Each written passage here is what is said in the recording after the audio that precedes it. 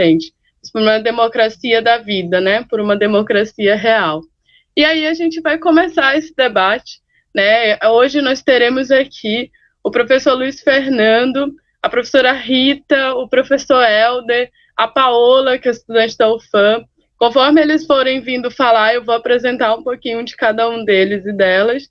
E para começar o nosso debate, para a gente já iniciar, eu vou convidar o professor Luiz Fernando, né, que é sociólogo, e ele é também professor do Departamento de Ciências Sociais da UFAM, e ele é vice-presidente da ADUA pela ação sindical do Andes, a nossa grande ADUA, que tem aí um histórico combate na defesa da universidade, né, um combate ativo mesmo contra tudo aquilo que ameaça a universidade. Então, bem-vindo, professor Luiz Fernando. Obrigado por ter aceitado o convite, viu? O senhor tem um tempinho aí. Eu vou avisando o tempo, mas fique à vontade para a gente discutir por quais democracias lutamos, o processo de democratização, né, e de autonomia das universidades. O senhor, professor? Bom dia a todas, bom dia a todos. Eu quero agradecer esse convite. É importantíssimo o debate que nós estamos travando aqui sobre por quais democracias lutamos. Eu queria começar apontando o seguinte: existe hoje uma vasta literatura em ciência política apontando que nós vivemos uma época de fim, de morte, de degeneração da democracia em todo o planeta, não é só no nosso país. Esse fim da democracia é marcado por golpes políticos de diversas ordens. E é muito importante compreender que os golpes da atualidade, os golpes políticos, se diferenciam dos golpes que assistimos nos anos 60 e 70, por exemplo, na América Latina, que eram golpes com tanques nas ruas, com helicópteros, com extermínios em estádios de futebol, como foi o caso no Chile, ou no caso da ditadura no Brasil. Os golpes hoje, eles ocorrem por dentro das instituições democráticas, com o suporte do aparato das instituições, com o suporte da legislação. É a partir daí que o golpe ocorre, ou seja, a democracia está sendo minada, está sendo destruída por dentro, pelas suas próprias entranhas. É o que ocorreu, por exemplo, com o golpe midiático parlamentar de 2016 de Dilma Rousseff. Não foi preciso um tanque na rua, bastou mecanismos institucionais para esse desmonte. É nesse contexto que eu quero dialogar com vocês brevemente sobre os ataques à universidade, a relação da universidade com o espírito da democracia e a resistência que a gente precisa construir nesse ambiente. Mas eu queria começar apontando o seguinte, que o sentido desses ataques à universidade também, como da democracia, segundo essa literatura contemporânea, o desmonte da democracia universitária não ocorre só por medidas externas à universidade, vindas da estrutura superior do Estado brasileiro. A universidade, internamente, tem mecanismos que vão sendo acionados para minar a sua própria experiência de democracia interna. Por exemplo, há 20 anos atrás, os espaços de tomada de decisão no universo acadêmico eram espaços fundamentalmente colegiados. Era um princípio da democracia interna das universidades que as decisões fossem espaços colegiados. Mas de Fernando Henrique Cardoso em diante, uma série de intervenções do Estado e de adequações da dinâmica da universidade a essas determinações do Estado foram minando essa democracia interna. Então, eu diria que ela também ocorre por dentro. E não é porque estamos falando da universidade que todos os espíritos que circulam ali são espíritos afeitos à defesa da democracia. Existe um conjunto, assim como existe na sociedade de um modo geral, existe um conjunto de professores, de estudantes e de mais trabalhadores da educação que se articulam com essa perspectiva de desmonte da democracia por dentro, da democracia da universidade. Gente que defende, que criminaliza os movimentos estudantis, que criminaliza o movimento dos professores e dos outros trabalhadores. Isso no interior da própria universidade. E você vai minando com uma série de portarias, de resoluções, você vai minando os espaços de tomada de decisão democrática. Ok? Por exemplo, no contexto dessa pandemia, a Universidade Federal do Amazonas, algumas decisões que eram importantíssimas, que diziam respeito à reprodução do trabalho do professor, do técnico administrativo, estavam sendo decididas ad referendo, ou seja, a administração superior assinava uma resolução e ponto, sem discussão com as instâncias colegiadas. É assim que nós vamos desmontando as democracias, vamos desmontando a ordem democrática no interior das universidades. Mas eu quero dizer o seguinte, que no contexto do governo Bolsonaro, esse desmonte ele se acentua. Mas eu queria ter uma hipótese que é a seguinte: Bolsonaro não é um produto de si mesmo. Ele seria um super-homem, um gênio, uma figura extremamente brilhante se ele se produzisse a si mesmo, mas não é. Ele é o resultado de uma época marcada pelo reacionarismo, e suas pautas destrutivas foram forjadas no contexto da crise dessa via do liberalismo e das formas radicais do neoliberalismo. Então, Bolsonaro é um produto de tudo isso.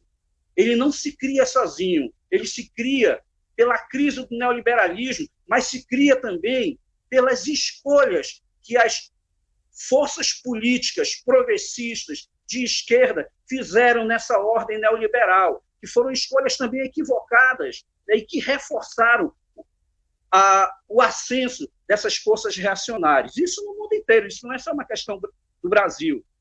E em várias frentes, as universidades, desde antes de Bolsonaro, já estão sendo atacadas. Vou dar um exemplo para vocês, para mostrar, inclusive, o reacionarismo que vem de instituições religiosas. A PUC de São Paulo, que é uma instituição de ensino superior brilhante, reconhecida internacionalmente, mas ela tem um conselho superior formado por figuras que compõem a hierarquia da Igreja Católica. E são figuras extremamente conservadoras. Ora, em 2011, o Collège de France, onde Michel Foucault estudou, repassou para a PUC todo um conjunto de gravações de 1971 a 1977 das aulas de Michel Foucault. E sugeriram que se criasse uma cátedra, a Cátedra Foucault na PUC. Ora, o Conselho Administrativo da PUC rejeitou, porque Foucault era gay.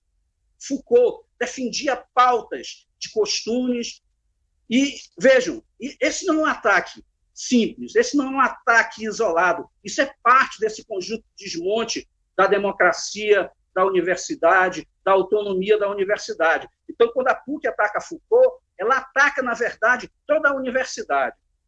Esse é um aspecto. Mas tem outros. Né? Por exemplo, no governo Lula, o Sindicato Nacional Andes teve sua carta sindical cassada. Né? Por quê? Porque o governo precisava de um sindicato que não fosse autônomo. E aí cassou nossa carta sindical, criou um sindicato chapa branca, né? E foi uma luta grande que o sindicato teve que fazer, até que nos tribunais nós conseguimos recuperar nossa carta sindical. No governo Dilma, nós tivemos uma série também de pequenos desmontes que vão se somando para chegar nessa grande onda que a gente vive hoje. Um deles, eu diria, emerge com o Marco de Ciência e Tecnologia. O Marco Regulatório de Ciência e Tecnologia, que é sancionado por Dilma em 2016, ele é o desmonte da ordem da universidade pública, do professor de carreira com dedicação exclusiva. E tudo isso com medidas legais, legitimamente constituídas. O problema é que isso vai desmontando o princípio da universidade pública e o princípio das tomadas de decisão democráticas. Nesse contexto todo, em 2015, a universidade, os professores das universidades públicas entraram em greve, professores e demais trabalhadores. Naquele contexto, a UFAM foi laboratório do reacionarismo. A Universidade Federal do Amazonas antecipou, no interior dessa greve, o golpe de 2016. Como ela fez isso? Os professores deliberaram por uma greve e um conjunto de professores judicializaram a greve e criaram um movimento, que é um movimento que tem tons de protofascismo, chamado Estamos em Aula. E eles pressionavam, andavam no interior da universidade em grupos, desmontando as estratégias de paralisação dos professores. Esse laboratório, gente, é um laboratório extremamente reacionário, que já demonstra o lugar para onde o país caminhava. Um ano depois dessa experiência no Amazonas, no interior da nossa universidade, veio o golpe civil, o golpe midiático parlamentar. Tem muita coisa aqui, mas eu queria dizer o seguinte: esse conjunto de ataques ele se aprofunda com o Bolsonaro, para ir encerrando, para dar oportunidade para mais gente, né? Mas eu queria nomear apenas alguns dos ataques de Bolsonaro, porque agora aqui a coisa se radicaliza, o ataque se aprofunda. Corte de recursos, inclusive foi anunciado para a LOA de 2021 um corte de 5,3% dos recursos do CNPq. Isso significa quase 700 milhões de reais de corte. Isso significa que o CNPq, se esses cortes forem mantidos, não vai ter condições de pagar as 80 mil bolsas de pesquisa que essa instituição financia hoje. Ou seja, a pesquisa vai paralisar no Brasil.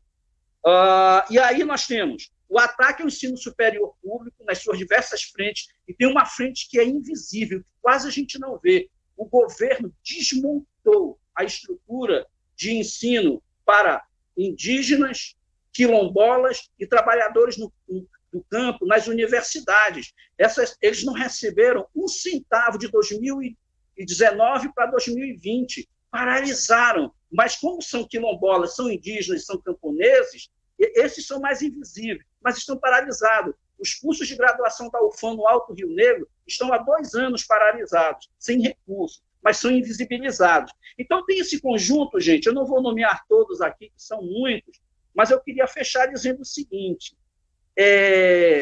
nós estamos diante de um contexto de uma política fascista, e o fascismo precisa, é parte do seu método de enfrentamento, apontar inimigos.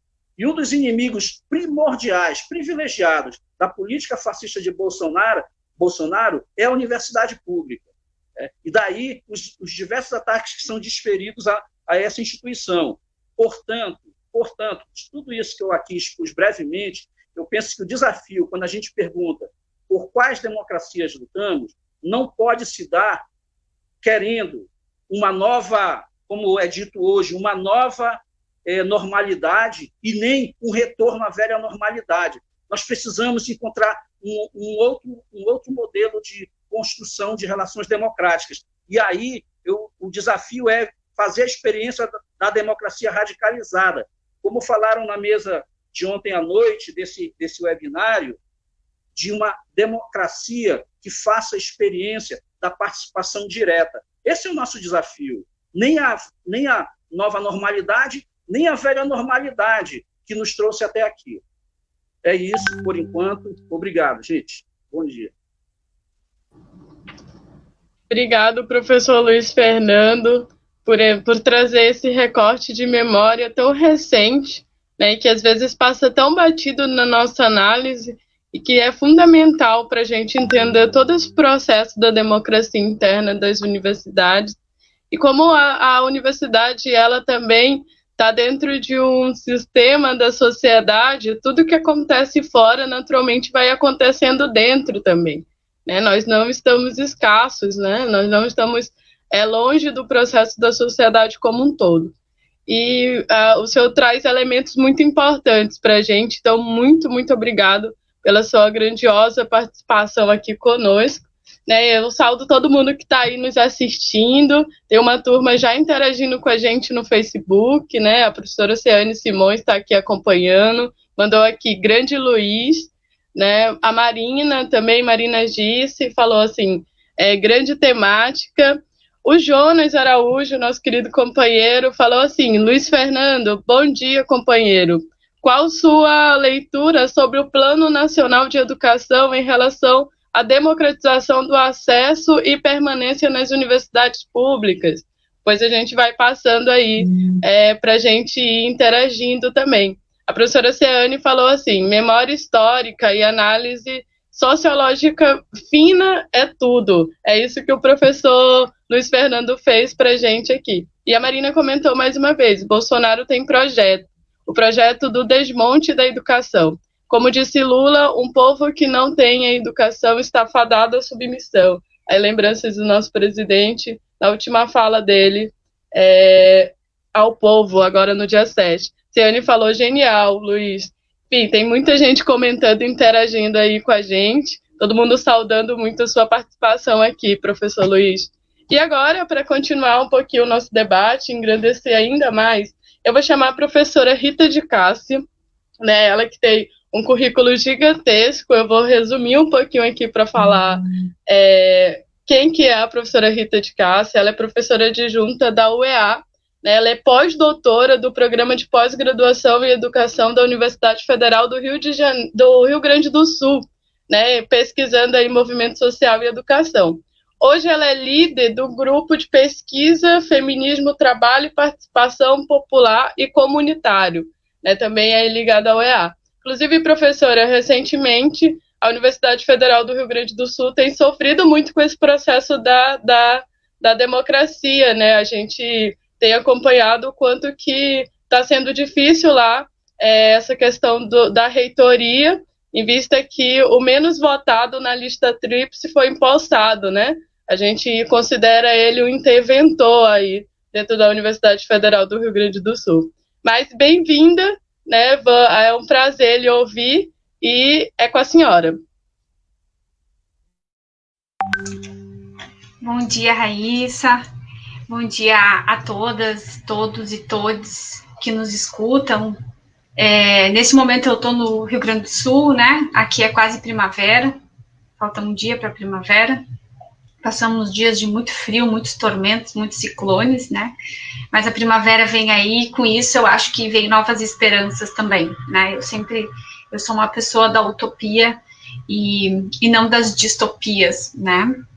Eu quero saudar a ti, Raíssa, e saudando a ti a todos os estudantes nossos da Universidade Federal, da Universidade Estadual do Amazonas, grande UEA, os estudantes também do Instituto Federal, né, com quem também tenho um prazer de conviver, né, lá em Tefé, onde eu sou professora. Eu sou professora de um campus do interior da universidade. Isso quer dizer bastante coisa, né, a partir das minhas análises que eu vou trazer hoje. E também saudar o professor Luiz Fernando, a todos os colegas, saudar a querida e colega professora Ciane Simões, que fez essa articulação importante, né? Eu e Ciane somos mulheres de luta e não mulheres de briga no interior da Universidade do Estado do Amazonas. Então, queria agradecer toda essa articulação e o convite de estar nesse fórum, nessa plataforma. Então, um prazer. Então, eu pensei em conversar um pouco hoje, a Raíssa trouxe a questão da Universidade Federal do Rio Grande do Sul, né, eu fui professora na URGS e fui aluna, né, de mestrado e doutorado, e é muito difícil escutar hoje, né, a URGS, uma das maiores universidades brasileiras hoje, sofrendo o ataque visível, né, do que é esse governo autoritário, fascista, né, e intolerante com as liberdades.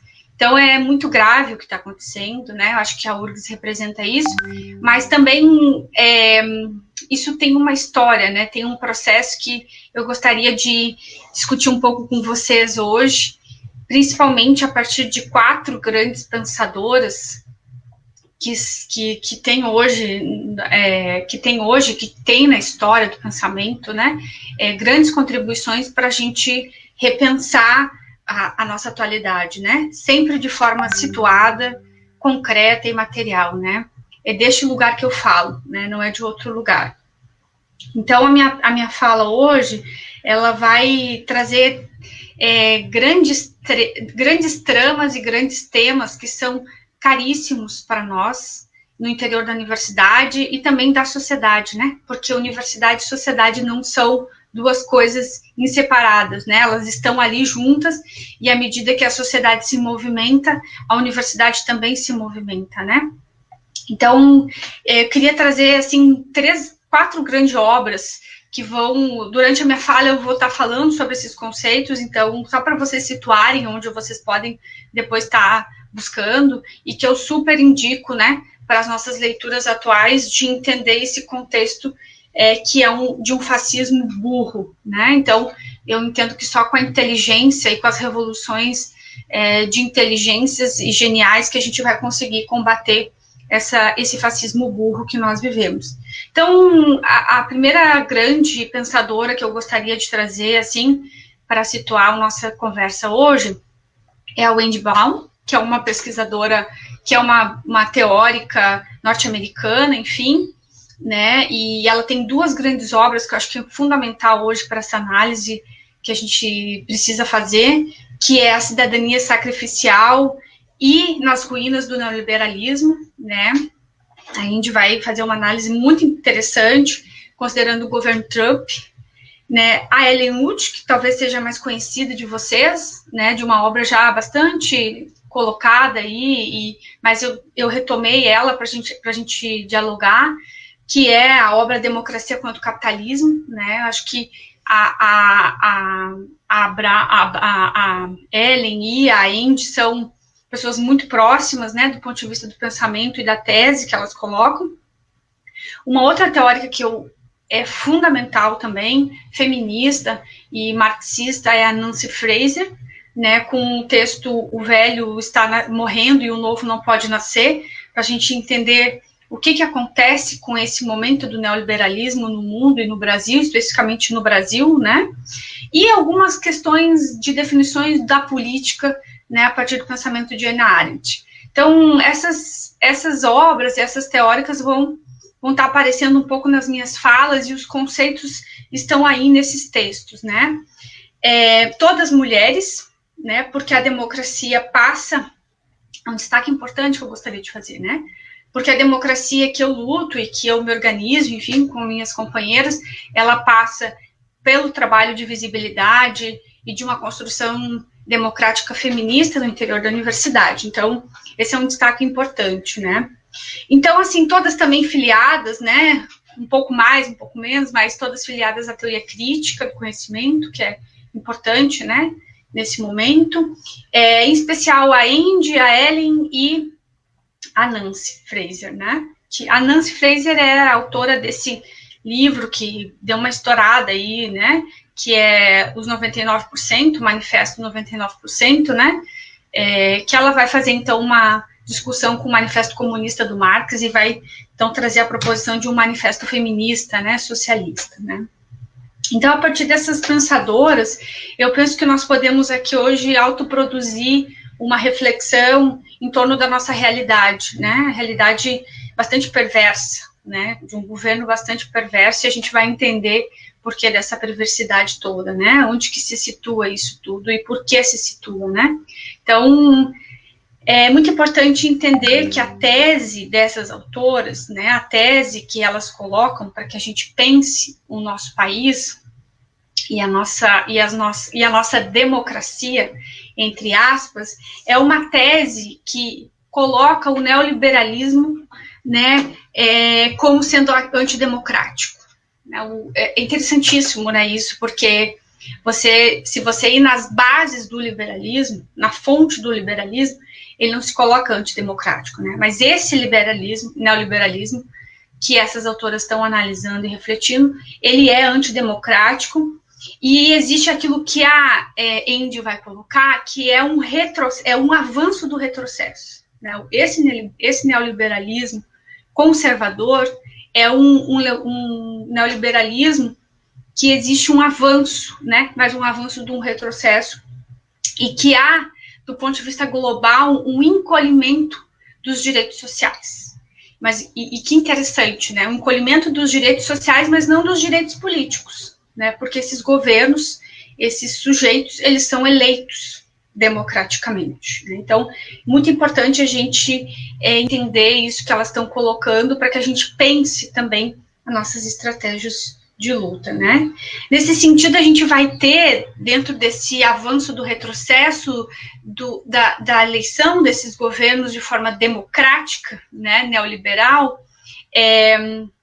o que a Indy fala de uma cidadania sacrificial, né? O que é isso, né? É uma verdadeira demonização do político, e aí a gente vai lá em Hannah Arendt, né? Por que é importante demonizar a política, né? Para enfraquecer as ordens democráticas e enfraquecer o próprio espaço político da política, né? Até a gente chegar, então, o que a Indy e o que a Ellen Uden que a gente pode analisar junto com o texto da Ellen, né? Sobre o que a gente vai chegar a um fascismo, né? Um fascismo que é altamente conservador, né, manipulador e perverso, né? Isso é o mais grave. O que a gente vive no Brasil hoje é uma perversidade sem tamanho. Você olhar para os processos de trabalho, e aí falando aqui do lugar dos processos de trabalho das mulheres, né, onde nessa pandemia se agravou ainda mais essa desigualdade entre homens e mulheres, e se explorou mais ainda o trabalho das mulheres, né? Nós estamos com quíntupla jornada de trabalho, fundamental, né? Então, nesse sentido, assim como a Andy, a Wood, enfim, né?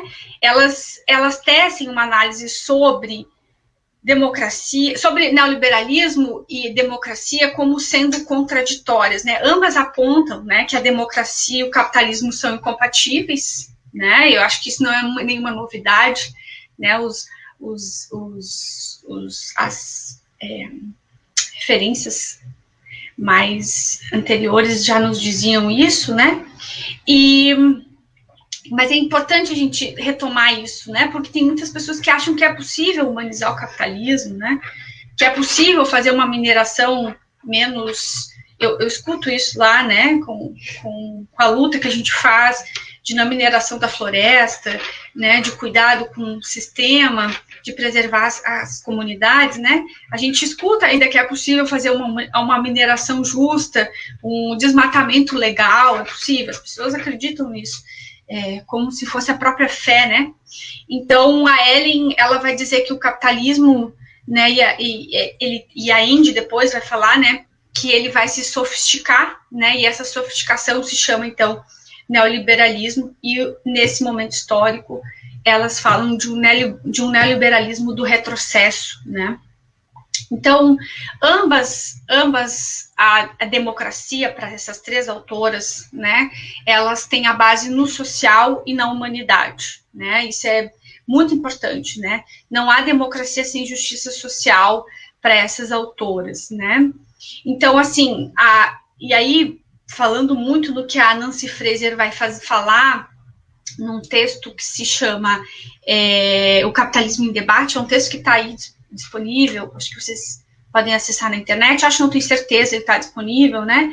Ela vai dizer o seguinte: o capitalismo, ele tem por essência separar o político do econômico, né? E é assim que eu também entendo, né? O que é o sistema capitalista? É separar o político do econômico, e por isso a necessidade o tempo todo desses discursos políticos aí que nós ouvimos pela televisão, pela rádio, enfim, pelas mídias, né, de uma necessidade de uma economização da vida, né, a pandemia veio mostrar isso para a gente, né, o tempo todo o que está em jogo no Brasil é o projeto econômico, né, mas não é um projeto econômico que tem como base a vida humana, as liberdades humanas, as autonomias universitárias. Não, é um projeto que tem mesmo como foco a destruição da vida, né? Por isso é importante passar boiada, por isso é importante acabar com sistemas de educação, por isso que é importante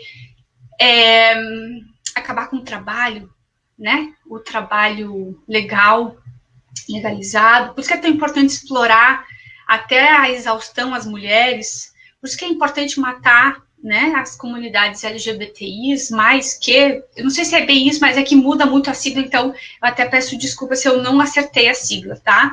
Mas é porque isso é importante matar, é importante destruir, é necessário que a gente sacrifique, né, o social, nisso que a Índia vai falar, em detrimento de um econômico, né, de um econômico que é para poucos. Então, mas isso está na essência do capitalismo, né? É assim que eu entendo o capitalismo, como sendo esse sistema, o primeiro sistema de produção que uma classe se apropria da outra classe. Então, quando as pessoas vêm me dizer assim, o marxismo não funciona mais, isso não dá mais conta, enfim, legal, não dá mais. A gente já conseguiu superar a exploração de uma classe sobre a outra? Pois é, então, né? Então não acabou, né? Existe sistema capitalista e é contra ele que a gente tem que entender que deve ser, então, a nossa luta, né? A luta de todos, de todas e de todos, né? Então, e por democracia, né? Assim como essas autoras, eu entendo como sendo, então, o poder do povo, né? A decisão política das pessoas, né? O poder popular. Então, assim que eu vou entendendo. É importante também, o Fernando falou um pouco sobre isso, né, do projeto de poder, né, a gente precisa entender que existe um projeto de poder, né, e que a educação e que a universidade faz parte desse projeto de poder, né, e esse projeto de poder, dada a sofisticação do capitalismo, vai dizer Ellen Moody lá na Democracia versus Capitalismo, né, ela financia, ela lucra em cima de tudo, né, da vida humana, do ambiente, da natureza, das mulheres, dos animais, né, é importante lucrar sobre tudo. Né? O neoliberalismo, ele precisa chegar à ética da escassez, ele precisa tornar tudo escasso, né? Porque tornando escasso, né, vai existir o que a Fraser chama de uma subjetividade simbólica, de uma opressão de uma subjetividade simbólica, né? Até então a gente aceitar as mínimas coisas, né? Às vezes a gente pergunta assim, mas por que essa comunidade aceitou que houvesse desmatamento aqui? Porque ali há uma escassez de tudo, de vida, né? E que qualquer coisa que oferece a essas pessoas, a essas comunidades, no sentido de manter a vida, né, é aceita, né? Então, assim, com base nessa exploração humana totalizante, né, esse sistema e esse país continua a sua política, né? E falando de Brasil, né, gente, é uma política... Vocês podem até dizer, mas essas autoras são norte-americanas, sim, mas o que elas estão analisando no contexto de governo Trump, que não é muito diferente de um governo que a gente vive hoje, né? Um governo que é complexo porque é demais por ignorante. Eu penso às vezes que, será que eu que sou, né? Não, mas não é, né? Os sujeitos que estão na base desse governo são sujeitos muito ignorantes, muito burros. Há uma imbecilidade, né, que há uma imbecilidade que produz um autoritarismo, né? Enfim, então isso é muito, muito complicado. E aí eu gostaria aqui de fazer uma reflexão que com um avanço intelectual nosso, né? E aí eu falo aqui do ponto de vista das mulheres, com o avanço intelectual das mulheres, né, que a gente vai conseguir, então, combater essa ignorância, essa burrice como um todo, né. Então, a gente tem um autoritarismo mascarado de democracia, e isso o Luiz Fernando falou muito bem, não é de agora, né, o governo Bolsonaro, ele agrava, mas a gente já vive há alguns anos no Brasil uma ideia de democracia, né, de conselhos, enfim, né? Onde esses conselhos, esses governos, esses reitores, né? Conseguem, então, desdobrar, né, os seus mandos e os seus desmandos. Essa democracia é uma democracia machista e misógina. Basta a gente olhar o Congresso, e basta a gente olhar os nossos conselhos universitários, quem é que está no mando, né? Basta só a gente dar uma olhada ao nosso redor, né? E é uma política, é um sistema que demoniza a política, né? Isso é uma coisa muito grave, né? E onde o perigo, né, está em qualquer aglomeração democrática, qualquer espaço de poder, enfim, né? Eu não sei se eu ainda tenho tempo, acho que eu já falei muito, mas eu tô aqui com um monte de coisa para falar, né? Então, só para fazer um relato de experiência, eu não sou boa em relato de experiência, mas eu vou tentar fazer aqui em 5 minutos, para tentar dizer, bom, tudo isso que eu falei, o que tem a ver com a autonomia universitária, o que tem a ver com a minha instituição, que é a Universidade do Estado do Amazonas, né? Quando eu cheguei em 2012, em Tefé, na Universidade do Estado do Amazonas, eu, assim, para minha felicidade ou infelicidade, não sei ainda, não defini isso, eu tive, assim, logo na segunda semana, o reitor da universidade foi até Tefé, e cheguei lá e eu perguntei, quando que ele foi eleito, quando foi a eleição, quando foi a consulta, enfim. E aí, eu descobri que o reitor, ele não foi eleito, ele era uma indicação do governador. Eu levei um susto, né? Porque eu nunca tinha visto isso na minha vida. Eu já tinha ouvido falar, mas nunca tinha ouvido falar. E aí eu perguntei para o reitor por que isso acontecia na Universidade do Estado do Amazonas, né? Por que ainda era uma das poucas que não se tinha, então, decisão democrática. E esse reitor me respondeu que eu era muito nova, que eu estava chegando agora e que eu ainda ia entender muita coisa. E daí, enfim, eu levei um choque maior ainda, né? Em 2013, a gente iniciou no interior da universidade, acho que a professora, todos os colegas da Universidade do Estado do Amazonas sabem isso, o que a gente chamou de a necessidade de uma consulta universitária, né? A Constituinte Universitária, que respirou, que teve vida por 6 meses, mas morreu logo no início de 2014, né? Porque, enfim, era proibido falar, era proibido mexer nas estruturas, enfim, e caiu-se no esquecimento até hoje, né? Em 2020, no interior da universidade, né, ainda não tivemos eleições para direção, nem para coordenador, e é proibido falar nisso, porque agora só se fala em pandemia, né? Não se pode falar em democracia, então tem que se falar só de pandemia, né? Então, a gente não pode falar disso, mas a gente tem tido aí propostas da gestão superior de seminários, webinários sobre universidade empreendedora, né? Então, a gente percebe mesmo que o projeto de poder está colocado, né? O que tudo tem a ver com os conceitos que eu trouxe, com as reflexões, né? Tudo, né, gente? Porque esse projeto de poder, ele ataca diretamente a democracia, né? E a nossa autonomia. Porque a democracia, ela se constitui a partir da nossa capacidade de escolher o que nós queremos para a nossa comunidade. Então, isso acontece, eu me pergunto o tempo todo por que isso acontece e ainda continua a existir, né? E aí eu coloquei aqui 4 questões que eu leio, não sei se eu vou passar muito do tempo, mas eu vou só me referir a elas e depois a gente pode trocar melhor sobre isso, porque são coisas que eu penso que são importantes de serem ditas e de serem refletidas, né?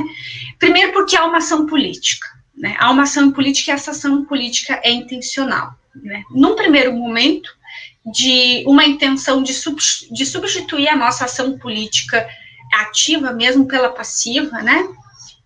Como vai definir a Indel, né? Como uma proposição de uma cidadania imbecilizada, né? Os nossos gestores acham que nós somos os professores e alunos da universidade são imbecis, né? Que não conseguem decidir a sua vida.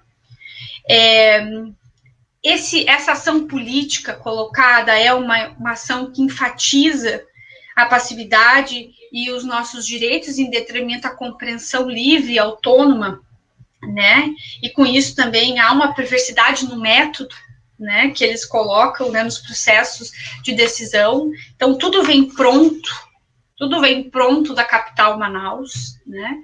Os professores do interior do estado não podem pensar sobre os seus processos, né? Enfim, tudo precisa vir pronto. Isso é perverso, né? Uma falsa ilusão. Essa ação política, ela tem medo de aglomeração, né? De qualquer espaço que a gente promova de discussão, de debate, ele é evitado porque não pode ter conflito, não pode ter movimentação, enfim, né? E isso fere gravemente o que a gente vai chamar, então, de autonomia, sobretudo o que a gente vai chamar de autonomia, né? É perigoso falar, né? Porque no momento que você reúne, você concentra poder, né? E vai que esse poder, né? E a quarta questão, que eu acho que é muito grave, que é a demonização da política por essa ação política desses governos e dessa gestão, né? Então, enfim, a gente pode tomar exemplo, né, para pensar tudo isso. A própria definição do Aristóteles sobre democracia, né, como sendo, então, uma associação livre de homens brancos e ricos, o que o Aristóteles chamava de homens bem-nascidos, ou seja, de famílias, né, para início de conversa e de reflexão nessa manhã de hoje, tá bem, gente? Eu não sei se fez sentido tudo que eu falei, mas se também não fez sentido, a gente pode conversar e achar esses sentidos. Eu acho que passei bastante do meu tempo, mas é que essa conversa aqui hoje foi também meio que um desabafo, sabe? Obrigada, Raíssa. Professora Rita, eu estava contando o tempo aqui, quando a senhora perguntou se estava faltando tempo, faltava 5 minutos ainda, eu acho que foi bem no tempo. E eu fiquei, às vezes, não olhava o tempo porque eu estava anotando muitas coisas, consegui pegar muitas coisas do que a senhora falou, de aprendizado mesmo. Eu acho que esse webinar está servindo muito para a gente ouvir, aprender, entender um pouco mais, né, que é muito contrário dessa ação política aí que é intencional, que a senhora bem falou para a gente, e fez tudo muito sentido, professora. Muito, muito obrigado pela disponibilidade do tempo, né, para estar aqui com a gente, né, aí do Rio Grande do Sul, compartilhando a sua experiência aqui no estado do Amazonas. Eu vou dar só uma lida em alguns comentários, né. Obrigado a todo mundo que está interagindo com a gente está tendo acesso de várias pessoas, né, tem aqui o Marquinho Mota, da Amazônia, que é lá de Belém, e ele faz parte da plataforma da reforma política, né? Por isso tão necessário esse debate da reforma política, que essa jornada aqui vem trazendo para a gente. O Marquinho falou: pessoal, parabéns, pessoal, por uma universidade pública, diversa, gratuita e autônoma. Isso aí, Marquinho. A professora Ciane falou assim: muito importante a sua presença, Rita. Professora Ciane, inclusive, obrigado também por ter esse achado aí, que a professora Rita, ter convidado ela, ter articulado ela para estar aqui. A Lidiane Cristo falou: bom dia a todos, todas e todes. Democracia. Maravilha contar com mulheres como professora Rita, referência de educação na luta pela educação de qualidade. A Marina falou aqui: a democracia burguesa liberal nos prende, nos dá uma sensação de falsa liberdade. É isso aí, gente. Então, continua comentando aí com a gente, né? A gente vai continuar dando esse feedback aqui. Agora eu vou convidar o Padre Adriano para também, nesse processo de ser utopia, de esperançar, a gente ouvir uma música, né? Ficar também mais à vontade, mais confortável, após essa explanação riquíssima, né, da professora Rita. Só mais um detalhe, né? A Lucineide comentou aí, vocês estão vendo, reitor é ótimo, e eu acho que é isso mesmo. Eu vou até aderir isso para o movimento estudantil, faz muito sentido, viu, professora? Obrigadão. Adriano?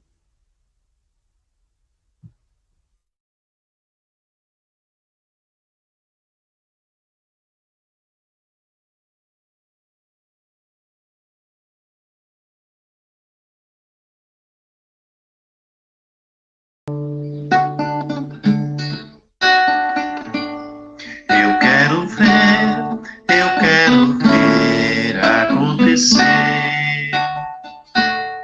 sonho bom, sonho de muitos acontecer. Nascendo da noite escura, a manhã futura trazendo amor. No vento da madrugada, a paz tão sonhada, brotando em flor. Nos braços da estrela guia, a alegria chegando da dor. Eu quero ver acontecer. Um sonho bom, sonho de muitos acontecer. Na sombra verde e florida, crianças em vida brincando de irmãos. No rosto da juventude, sorriso e virtude virando canção.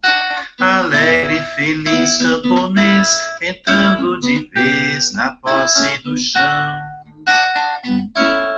Eu quero ver acontecer. Um sonho bom, sonho de muitos acontecer.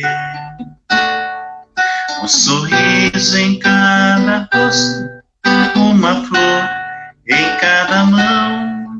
A certeza na estrada, o amor no coração. Uma semente nova escondida em cada palmo deste chão. Eu quero ver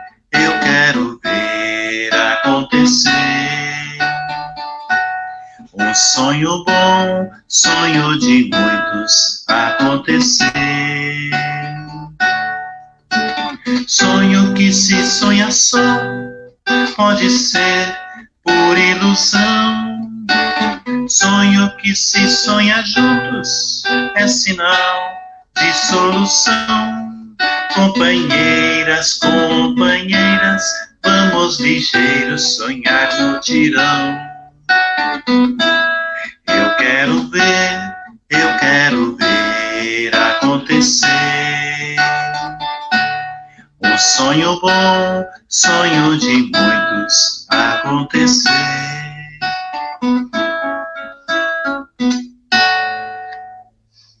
Obrigado. Obrigado, Padre Adriano, por trazer aí o esperançar para a gente em forma de canção. E vamos sonhar juntos, né, para que as coisas aconteçam, sonhar em mutirão. De quem é ele? O professor Helder, ele é sociólogo e defensor dos direitos humanos, graduado em Ciências Sociais e mestrado em Sociologia pela UFAM. Né, ele foi coordenador local do Plano Nacional de Formação de Professores da Educação Básica, o nosso PAFO, né, do INFAM, e hoje ele é professor efetivo do Instituto Federal de Educação, Ciência e Tecnologia do Amazonas, o nosso grandioso IFAM. Então, bem-vindo, professor Helder. Só mais uma coisa que eu lembrei agora também. Ele é um dos fundadores da Primavera Socialista, né, o grupo do PSOL, aqui no estado do Amazonas. Ele é fundador do Esse é o Nosso Norte, né, nossos comprometidos e valentes companheiros do PSOL, né, que estão aí na disputa também por uma sociedade melhor, construindo o programa, construindo alternativas para a nossa sociedade. Então, bem-vindo, professor Helder, o espaço é seu. Bom, primeiramente, um bom dia a todas e a todos, a todes. Obrigado pela possibilidade de estar debatendo um assunto tão importante para a gente. Agradecer as falas dos colegas, Luiz Fernando, meu amigo, colega de profissão, né, o colega Rita também, que fez uma excelente explanação, né, a Paula, que também está presente, e obrigado, Raíssa, obrigado os colegas, obrigado ao companheiro Jonas, que também fez esse diálogo aí com a gente, né. Bom, gente, eu fiquei imaginando aqui, né, das mais variados debates que existem acerca da universidade, da possibilidade da democracia, né, e essa relação entre universidade e democracia é uma relação muito próxima, pelo menos nos momentos históricos que nós estamos vivendo.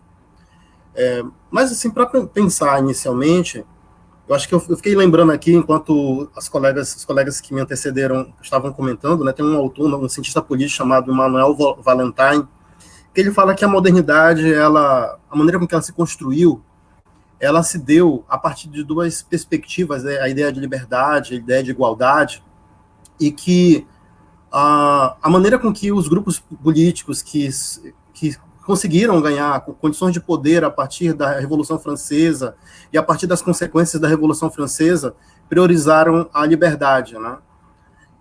E em detrimento da concepção de igualdade. Então, é muito trabalhado hoje, inclusive do ponto de vista econômico, do ponto de vista político, um discurso, principalmente economicamente, um discurso de liberdade, né? Do ponto de vista político, essa liberdade ela fica muito aquém, vocês sabem disso, né? E a possibilidade da igualdade, ela está mais aquém ainda, né? Então, é bem interessante pensar a análise desse autor, né? Que é o Emmanuel Valentine. Acho que vale a pena como recomendação para fazer a leitura, né? Da maneira com que a modernidade vai se construindo no mundo moderno, né? Eu gostaria de fazer uma explanação bastante ampla, talvez de uma análise mais sociológica para uma análise um pouco mais antropológica, né, dessa maneira, né, eu que fui criado praticamente na antropologia urbana, né, sou sociólogo, mas assim, eu tenho uma veia antropológica, né, eu flerto com a antropologia, né. Então, eu gostaria de colocar as seguintes questões. Primeiro que eu gostaria de informar de onde eu estou falando atualmente, né, eu sou professor da Rede Federal de ensino, eu sou atualmente professor do campus Manaus Centro, do IFAM, né? O IFAM faz parte de uma rede federal de ensino criada em 2008, ou seja, dentro de um governo petista, né?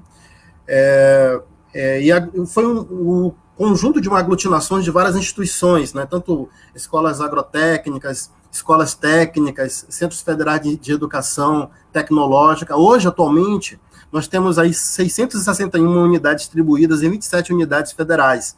Então, houve um crescimento muito grande dessa rede federal e em várias partes do Brasil ela se faz presente.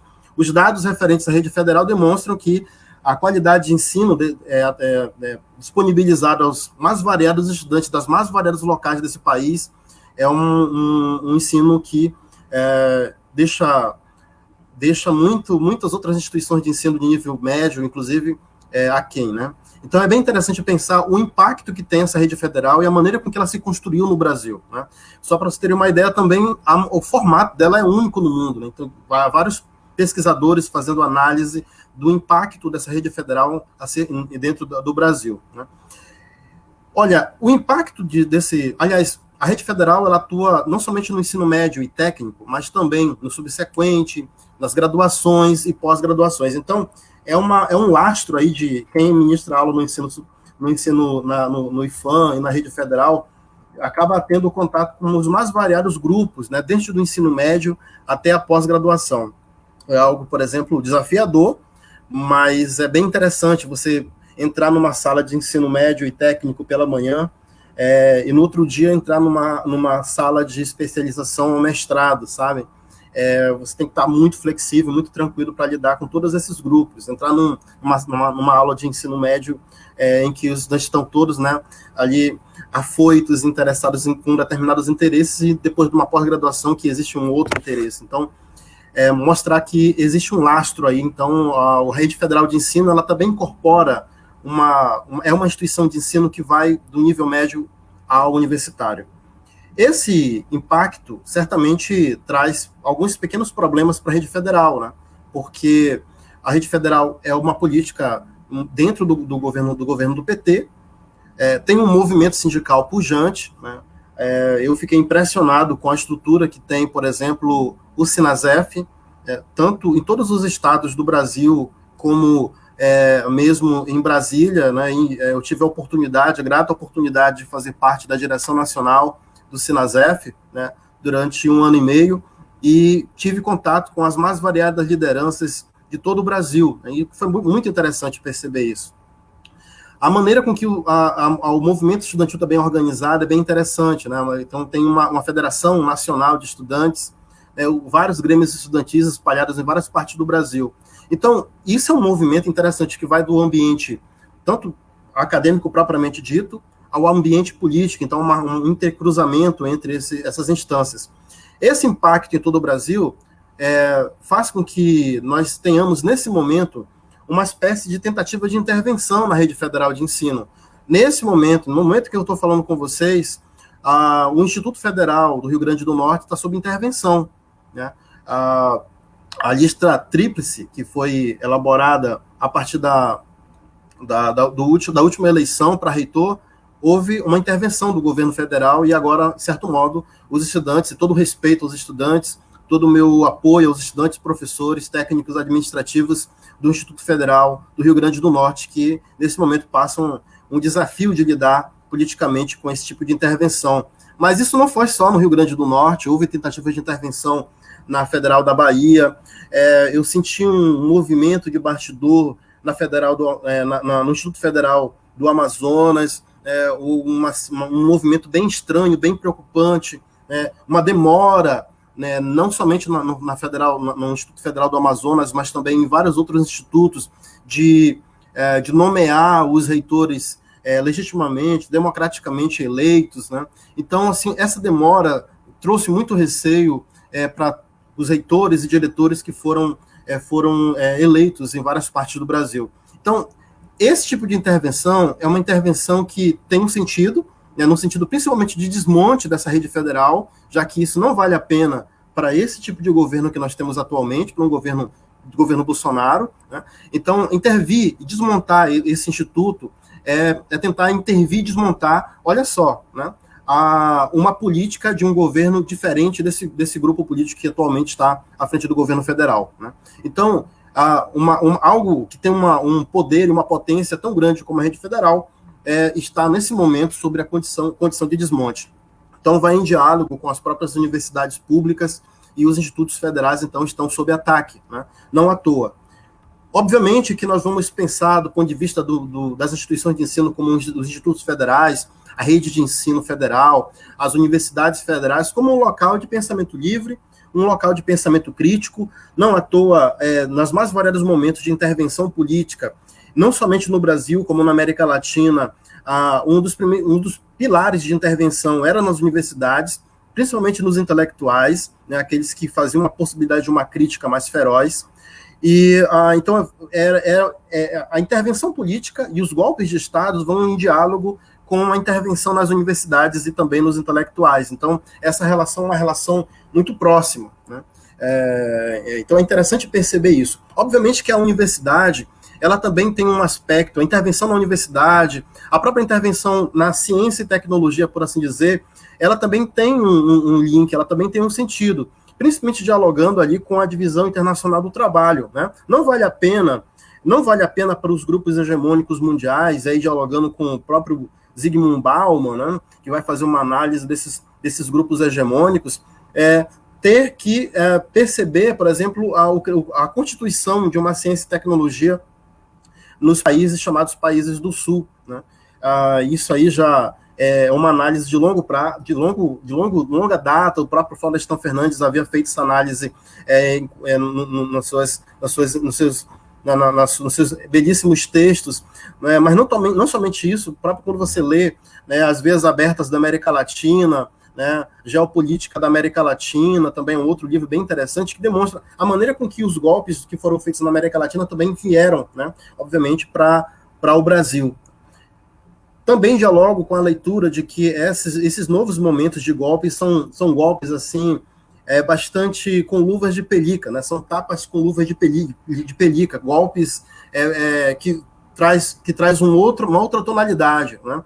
Não à toa, você fala assim, foi muito debatida a ideia de, é um golpe ou não é um golpe? Não, porque muita gente achava que golpe tinha que colocar, não é, colegas, colocar tanques nas ruas, usar armas propriamente ditas, mas não, esse tipo de golpe ele é muito sutil, né? Quando você se percebe, você já está no outro lugar, né? Não foi à toa que esse golpe midiático feito e realizado a partir das próprias instituições democráticas foi realizado a partir de 2016, né? Mas esse golpe obviamente já vem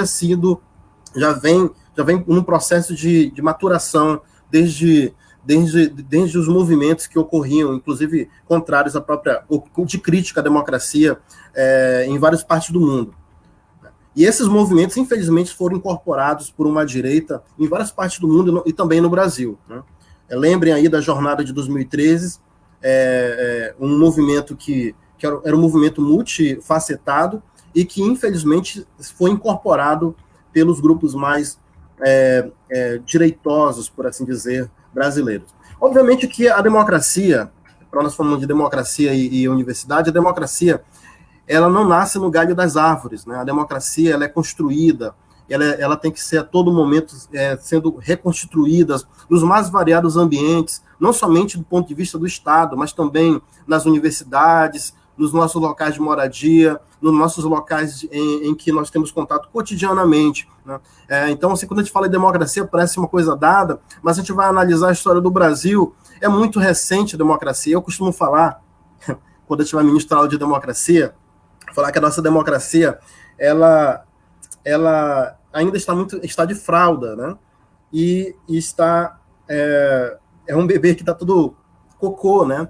Então, alguém vai ter que limpar toda a história de uma espécie de não democracia brasileira, né? As primeiras constituições brasileiras, lembrem da primeira constituição, né? Em que o imperador ficou tão chateado com a maneira com que estava sendo construído ali uma espécie de Estado brasileiro, ficou chateado, foi para sua casa, retornou com a primeira Constituição escrita por ele mesmo, né, e imposto, tendo ali um poder moderador.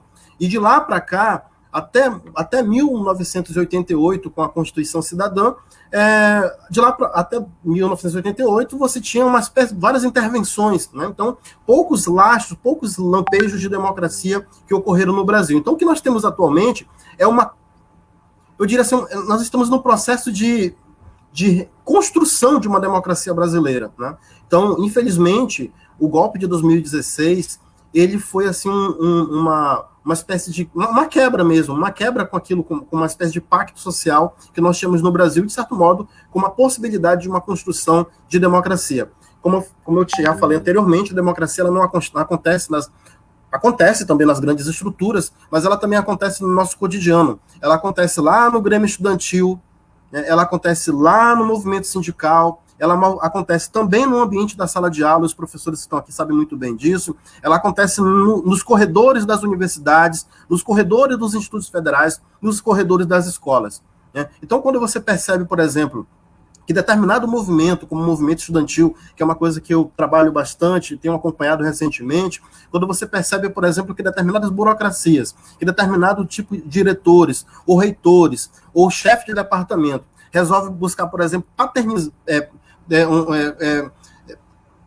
trabalhar esses estudantes como se fossem pai, né, uma política paternalista em relação aos próprios estudantes do movimento estudantil, isso é um golpe na própria democracia, de cara, no início, lá na ponta. Né? Quando você resolve e percebe, por exemplo, que um reitor, que um diretor de departamento, né, que um diretor de determinado campus, ele resolve incorporar um sindicato para si, intervir nas eleições do sindicato, isso também é um golpe na democracia, lá na ponta, né? Não é um golpe nas estruturas sociais, é um golpe lá no início da democracia. O início da democracia está, como eu falei, nos corredores dessas instituições de ensino e nas universidades. Então, pegando de lá para cá, você percebe então que a nossa democracia, ela está em um processo de construção. Como eu falei, ela não nasce no galho das árvores, e nós aqui nesse debate, agradecer esse espaço, nós estamos fazendo uma construção da democracia, porque a gente está fazendo nossas reflexões e tentando incorporar, tentando propor, tentando construir a democracia que nos interessa, né? E não aquilo que foi construído historicamente no Brasil. Vale lembrar também que nessa relação de movimentos sociais, relação com a universidade, nós temos uma série de movimentos de contestação à própria democracia. Você vai encontrar, por exemplo, a Primavera Árabe, né? Você vai encontrar, por exemplo, a Jornada de 2013, Movimento Wall Street, né? Que você vai encontrar uma série de movimentos. No caso da Primavera Árabe, foi um movimento bastante contraditório, né? Que ao mesmo tempo que falava-se em democracia, aí que está um ponto bem específico, falava-se em democracia, você vai perceber, por exemplo, a incorporação desses movimentos por movimentos autoritários, e que, infelizmente, gerou outros governos autoritários, né? Então, ali foi uma tentativa talvez um movimento bem específico relacionado à própria história da democracia mundial, deixa eu ver aqui, mas que também é contraditório no que se refere à lógica de construção da democracia. No caso da Jornada de 2013, é sim um movimento extremamente contestador em relação à democracia, o movimento Wall Street, a mesma coisa, e uma série de movimentos que ocorrem em várias partes do mundo, que coloca sob xeque, e aí leva alguns autores, inclusive da própria ciência política, a entender que essa modernidade, nesse momento de modernidade, a democracia passa por um processo de contestação. Fala-se, inclusive, de pós-modernidade, né? Uma superação das bases construídas a partir da Revolução Francesa. Bom, mas isso é um debate que eu não vou entrar, já que há muita polêmica acerca disso. Então, eu acho que vale a pena, talvez, uma pergunta em relação a essa questão dessa crítica à democracia, essa crítica às instituições democráticas, vale a pena jogar, né, a água suja com o bebê junto, né? Quer dizer, nós temos todo um processo de construção da democracia mundial e da democracia brasileira, que é muito recente. Nós temos muitas coisas interessantes que foram construídas a partir disso, né, da contestação aos governos autoritários, de uma reconstrução do Brasil a partir de um olhar democrático e a partir de práticas democráticas. Obviamente que a democracia, vindo para a democracia brasileira, há uma série ainda de restrições, né, uma série de limites para a democracia brasileira. Aí eu vou em diálogo mesmo com a própria lógica de uma análise cultural da política brasileira, onde você vai perceber ainda, infelizmente, aí voltado para o paternalismo, né, você vai perceber um clientelismo muito forte, e aquilo que nós entendemos como privatização do público, né, você vai perceber isso nos mais variados locais, novamente, lá no departamento onde você atua, lá no campus onde você atua, lá nos corredores das universidades, nos corredores dos institutos federais, você vai perceber um pouco desses fenômenos, né, dessas características dessa democracia. E é por isso que, nesses ambientes, que são ambientes como a universidade, como os institutos federais, que são ambientes de crítica, né, de um pensamento mais crítico, de um pensamento de busca da liberdade, é ali que você vai ter que começar a contestar esse tipo de prática política, esse tipo de relação política. Então, não é interessante, por exemplo, quando você percebe num ambiente de uma instituição de ensino, e aí isso é um golpe na democracia, quando você percebe que numa eleição para reitor, que numa eleição para diretor, os indivíduos estão fazendo a troca de votos ali, né? É um cargo por um voto, por um apoio, né? E aí, então, assim, que tipo de democracia você quer construir a partir disso? Se isso é basicamente um golpe lá no início da democracia, que é o que eu estou querendo chamar aqui, né, nas bases da democracia, que é onde você está num processo de construção dessa democracia com os estudantes, com os professores, com os pesquisadores, e ali mesmo essa democracia é golpeada, né? Então, não é novidade pensar, então, quando acontece um golpe midiático de 2016, quando isso ocorre nas grandes estruturas, isso também vem ocorrendo cotidianamente na vida cotidiana dos indivíduos, e aí voltando para as universidades e voltando aí para os institutos federais, né?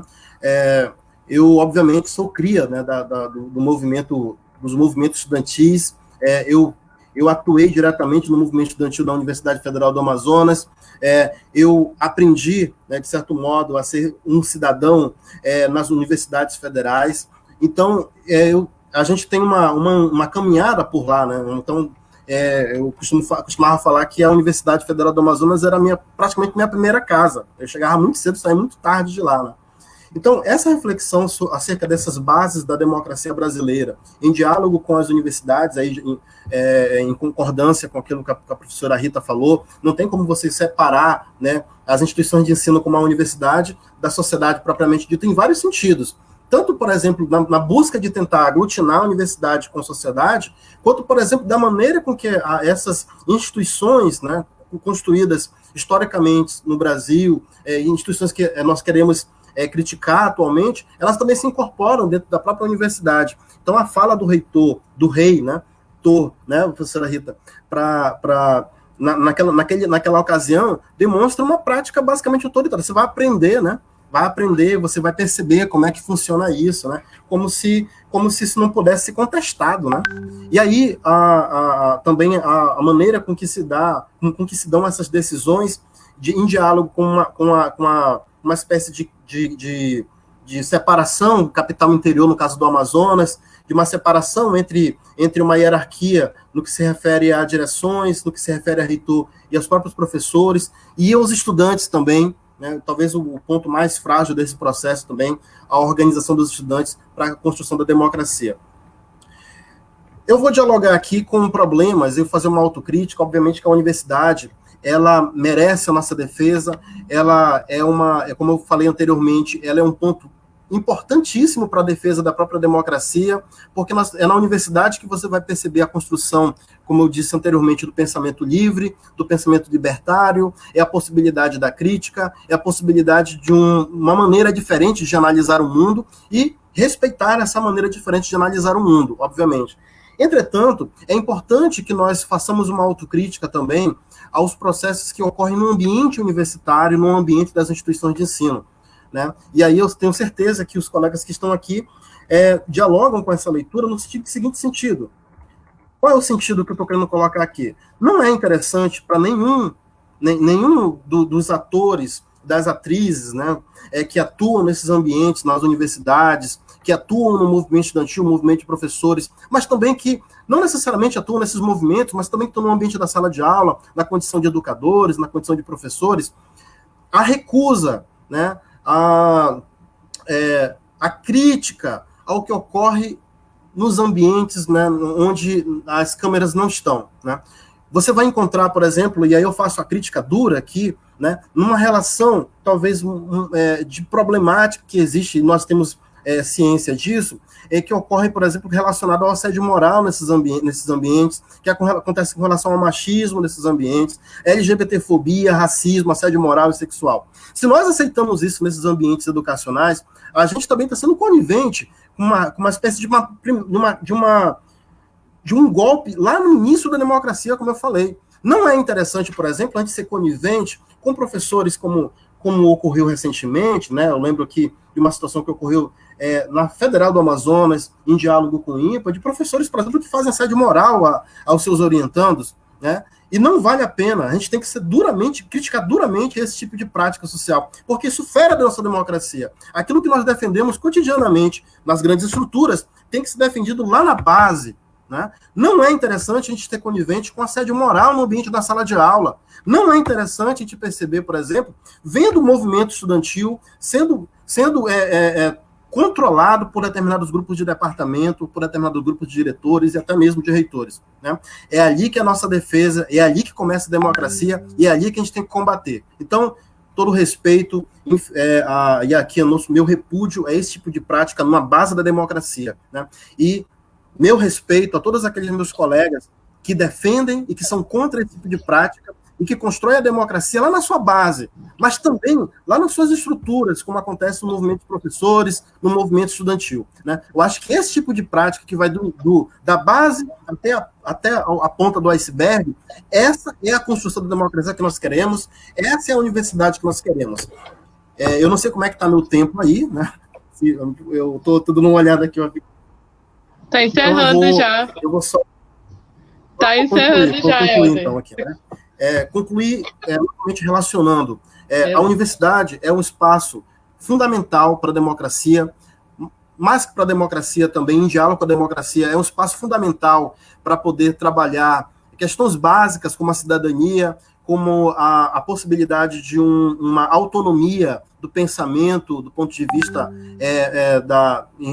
do ponto de vista político, do ponto de vista da ciência e tecnologia, coisa, por exemplo, que no Brasil, durante muito tempo, ficou preso nas suas estruturas. Vamos lembrar novamente ali as vias abertas da América Latina, onde é apresentada a maneira com que o Brasil e a ciência e tecnologia do Brasil ficou presa, né, a proibições feitas por países imperialistas como a Inglaterra e, posteriormente, Estados Unidos. Então, esse tipo de situação, né, a universidade ela é fundamental. Nesse tipo de situação é fundamental, e nesse tipo de situação você vai perceber como a universidade universidade é importante para a construção do pensamento crítico e para a possibilidade da autonomia do pensamento, da construção de uma ciência e tecnologia e de uma sociedade igualitária, libertária, né, e equitativa, né, com respeito às companheiras que atuam nos movimentos, com as companheiras, no caso, mulheres, né, contrário à LGBTfobia, contrário ao racismo, contrário a qualquer tipo de discriminação e opressão. Então, eu acho que a universidade tem um ponto importante, mas vale a pena a gente fazer a autocrítica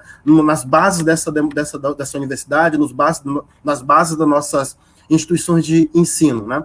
Essa crítica ela é fundamental porque ela faz com que essas instituições consigam fazer o processo de reconstrução, né? Então, numa democracia, para finalizar, numa democracia em que nós estamos ainda no processo de construção dela, é importante que a gente fortaleça as bases das nossas universidades e sejamos contrários a esse tipo de golpe que ocorre lá nos corredores, lá na sala de aula, mas também das políticas públicas, dos documentos que são assinados também a partir do MEC para as universidades e para os institutos federais. Eu concluo minha fala aqui, agradecendo a todas e a todos e a todos.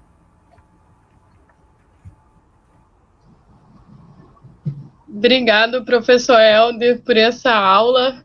Hoje nós tivemos só falas excelentes. O professor Helder vem também nessa mesma linha, trazendo elementos importantíssimos, né? Falando tanto de uma conjuntura geral que leva a essas grandes crises, mas também falando de algumas questões mais internas de dentro da universidade, né, que são fundamentais também para esse debate da autonomia e da democracia, do próprio sujeito, né, do universitário, do técnico, da universitária, da técnica, do professor e da professora.